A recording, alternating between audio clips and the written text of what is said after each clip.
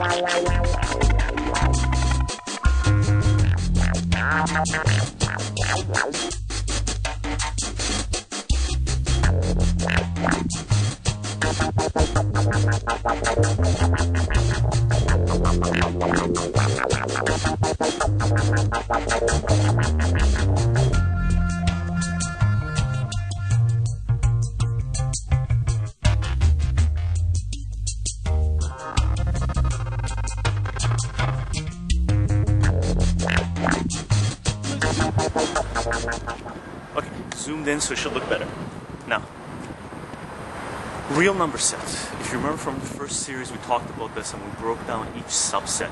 Natural numbers were basically 1, 2, 3, and we got it down here. 1, 2, 3, all the way up to infinity. Next level above it was the whole numbers, and the whole numbers was us defining the number 0.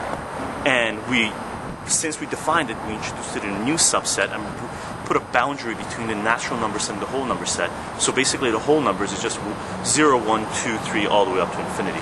And then we defined negative numbers, which brought us to the integers, one level higher, and integers includes whole numbers and natural numbers. So every set above includes everyone below it, okay? So integers was basically negative numbers as well, negative whole numbers. So it would have been, negative infinity, negative 3, negative 2, negative 1, 0, 1, 2, 3, all the way up to infinity. And then after that, we define rational numbers. And rational numbers usually use, well, in my area anyway, we use the letter Q to define rational numbers, okay?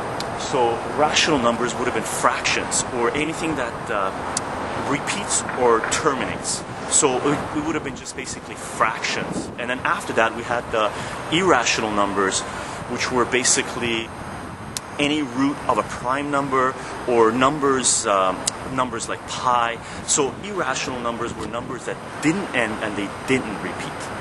Now, how is this related to exponents? How the exponents deal with this number is, what the exponents do to the base number is basically broken down into the real number set, this whole thing here.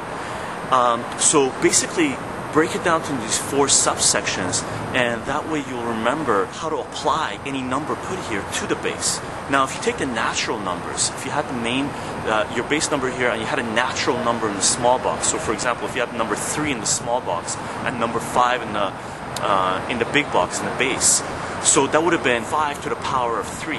The way that works is, in the natural number set, what that does, clones it. So when you put a 3 in the small box and a 5 in the big box, what that does is it says multiply 5 together 3 times. So what happens is it goes 5 times 5 times 5. Okay? And that's the natural numbers. The next level up is the whole numbers, and all that did was introduce the number 0. And the way the number 0 works is, if you have anything in this box, it doesn't make a difference. It could be, WZ squared over Q, 100 in the front, all to the power of something else, blah, blah, blah, square rooted. Doesn't make a difference what goes in that box. If you have anything in that box to the power of 0, it equals 1. Okay. So if you had a 5 in the big box and 0 in the little box, that would equal 1. It doesn't make a difference what goes in the big box. For the integers, if you go one level above the rational numbers, or one level above the whole numbers, you get integers. Integers do negative numbers.